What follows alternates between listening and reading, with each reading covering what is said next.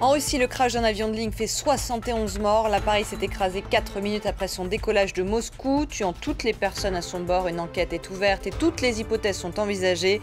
L'une des 2 boîtes noires retrouvées sur le site du crash va pouvoir délivrer les premières informations. Première médaille d'or pour la France au JO de Pyeongchang et c'est Perrine Lafont qui l'offre avec l'épreuve de ski de boss. C'est une première récompense olympique pour elle aussi. Une mauvaise nouvelle en revanche pour Martin Fourcade, le porte-drapeau français. Pas de médaille pour le favori du biathlon qui termine 8e. Le sort des mineurs isolés à Paris en pleine vague de froid. Des avocats s'alarment et demandent une prise en charge d'urgence pour ces jeunes migrants âgés de 13 à 17 ans. Nos journalistes ont rencontré l'un d'entre eux.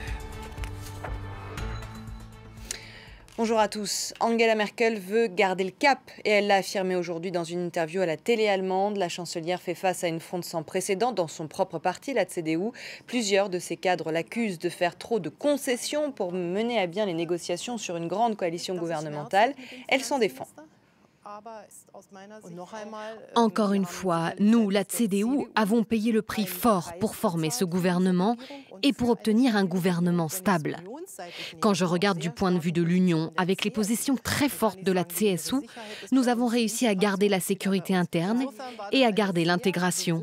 Ça a été une décision très réfléchie de dire à un moment, oui, ça peut marcher, même si je savais que c'était aussi douloureux.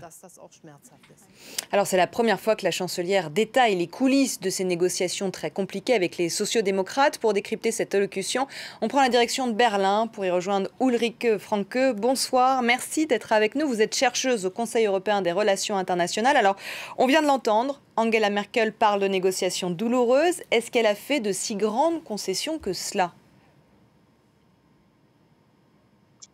Oui, elle a quand même fait des grandes concessions dans la mesure où le SPD a eu 3 ministères très importants et parmi ces ministères, le ministère de Finances.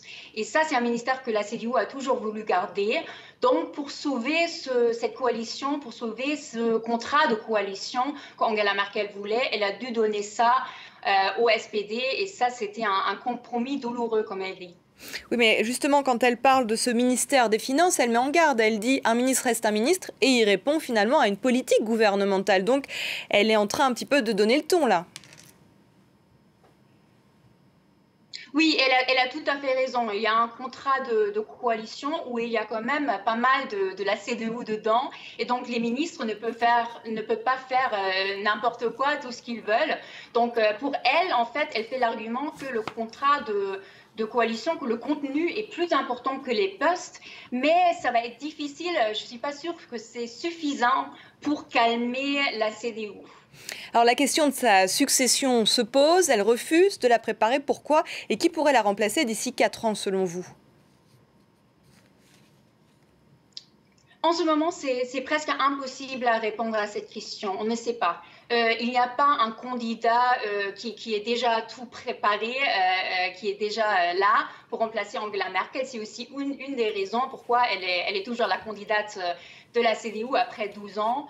Donc, on ne sait pas. Il y a plusieurs candidats qui sont en train de se positionner et c'est aussi pour ça qu'on s'intéresse beaucoup aux ministres de la CDU. Mais en ce moment, on ne sait pas et donc on s'attend à encore plusieurs années d'Angela Merkel.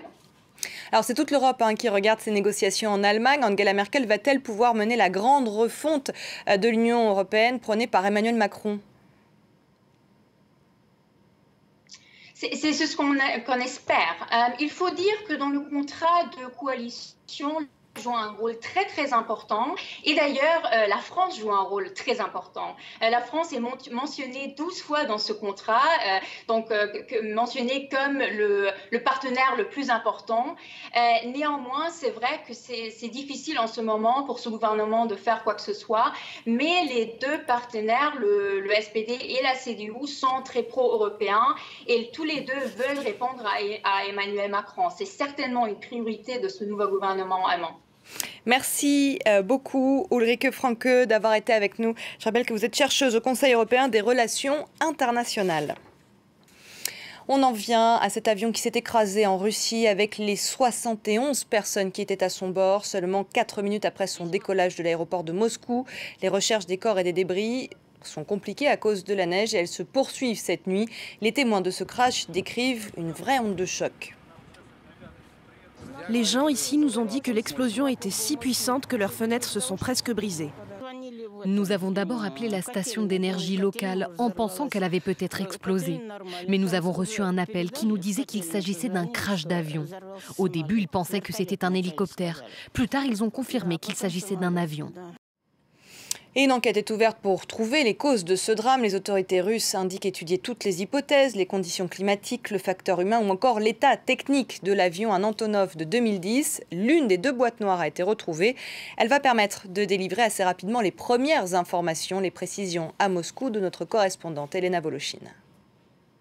Alors, ce sont les recherches physiques, en tout cas actuellement, qui se poursuivent sur le site du crash. Et ce n'est pas simple parce qu'il y a beaucoup de neige. L'avion est tombé dans une zone boisée à 70 km de Moscou. Et actuellement, ici, les conditions météo sont très difficiles. Donc, les très nombreuses structures mobilisées ont dépêché sur place des hélicoptères, des motoneiges, des déneigeuses aussi, pour permettre aux secouristes de faire leur travail, à savoir retrouver les corps, malheureusement, puisqu'apparemment, il n'y aura pas de survivants.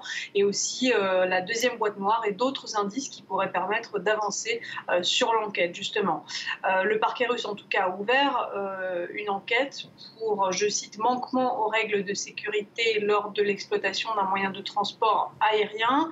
La compagnie visée par cette enquête, vous disiez, c'est Saratov Airlines. C'est une compagnie nationale qui dessert 35 villes russes et jusqu'à présent, elle n'a jamais été impliquée dans aucun accident majeur. Néanmoins, des incidents comme des pannes, par exemple, qui ont forcé les appareils à atterrir d'urgence.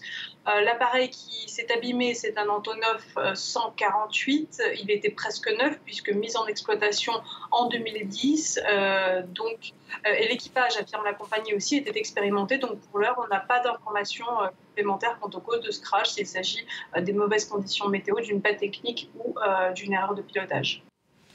En Égypte, on en sait un peu plus sur la grande opération militaire menée dans le Sinaï vendredi. Les autorités ont communiqué ces chiffres. 16 islamistes ont été tués. En tout, 34 personnes ont été arrêtées dans le cadre de l'opération Sinaï 2018. C'est l'une des priorités du gouvernement pour rétablir la sécurité dans cette région où le groupe État islamique mène régulièrement des attaques. Elle intervient aussi à quelques semaines de l'élection présidentielle pour laquelle se représente le président Al-Sisi.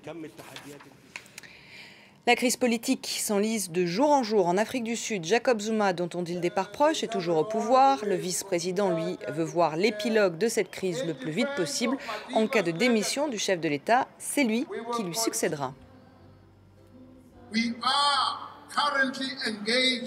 Nous discutons actuellement de la transition vers une nouvelle administration. Et en particulier de la résolution des problèmes autour du poste de président de la République sud-africaine.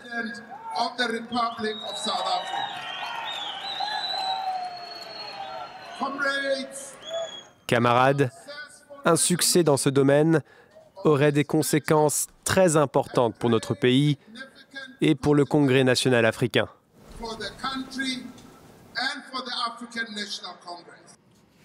Le président sud-africain est empêtré dans une dizaine d'affaires de corruption. L'opposition a de nouveau déposé une motion de défiance à son encontre. Elle sera débattue le 22 février.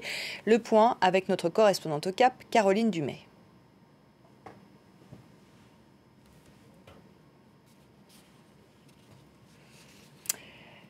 On y reviendra un peu plus tard. La France a remporté ce dimanche sa première médaille d'or. C'est Perrine Lafont qui décroche le précieux sésame à 19 ans dans l'épreuve de ski de boss. C'était l'un des espoirs de l'Hexagone pour ces Jeux.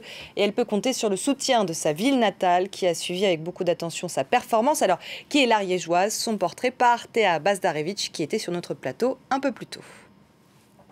Perrine Lafont, qui était d'ailleurs ultra favorite, elle était considérée comme l'une des meilleures chances de médaille française. Rien d'étonnant à cela quand on regarde ses derniers résultats. Vice-championne du monde en individuel, championne du monde en parallèle et 3e au classement de la Coupe du Monde. Eh bien, Perrine Lafont, elle a tenu son rang de favorite puisqu'elle décroche à 19 ans l'or olympique en ski de boss. Perrine Lafont, très émue après son épreuve, qui avait du mal à y croire. Et elle revient de loin, hein, l'Ariégeoise, elle qui pratique le ski depuis son plus jeune âge. Elle était déjà à Sochi il y a 4 ans. C'était d'ailleurs la plus jeune des athlètes de la délégation française. On n'en attendait pas grand-chose de Perrine Lafont. Eh bien, elle avait créé la surprise en finissant 5e de sa première manche. Mais ensuite, eh bien, sous le coup de la pression, elle n'a fini que 14e de sa finale. Depuis, elle s'est bien entourée, Perrine Lafont. Elle a pris une préparatrice mentale pour apprendre à gérer son stress. Et visiblement, ça lui a servi puisqu'aujourd'hui, tout s'est très bien passé pour l'Ariégeoise qui décroche donc l'or à 19 ans. Les températures glaciales qui se sont abattues cette semaine dans la région parisienne ont mis en exergue le sort des mineurs isolés. Des avocats ont écrit au procureur de Paris pour demander que ces jeunes migrants soient pris en charge alors que la plupart d'entre eux, faute d'hébergement d'urgence, dorment dans la rue. Adélaïde Mangin et Claire Pacalin ont rencontré l'un d'entre eux. C'est en Wolof, sa langue natale, qu'il marque la cadence. Âgé de 16 ans, Saliou se rêve en rappeur.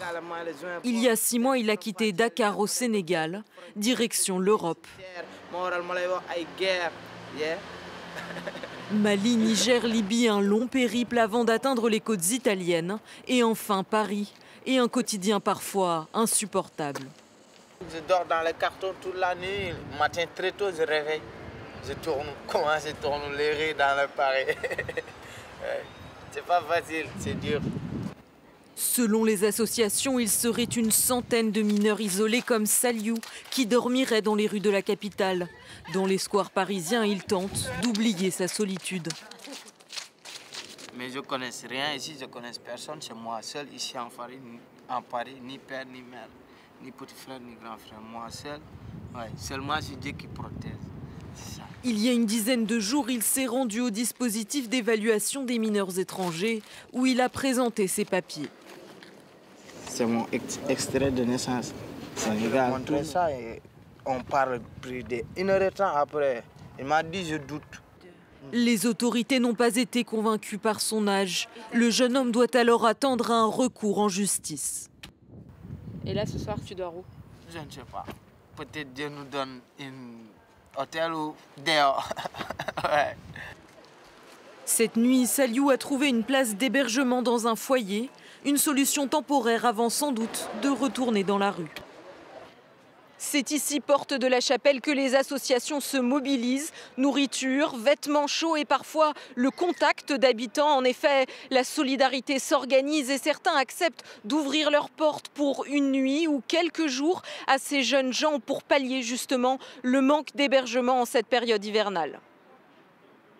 Et c'est la fin de ce journal. L'information continue sur notre site internet www.france24.com dans les 4 langues français, anglais, arabe, espagnol. Et à la une de notre site, ce crash d'un avion de ligne russe près de Moscou qui a fait 71 victimes. Prochain journal dans un peu plus de 15 minutes. À tout à l'heure.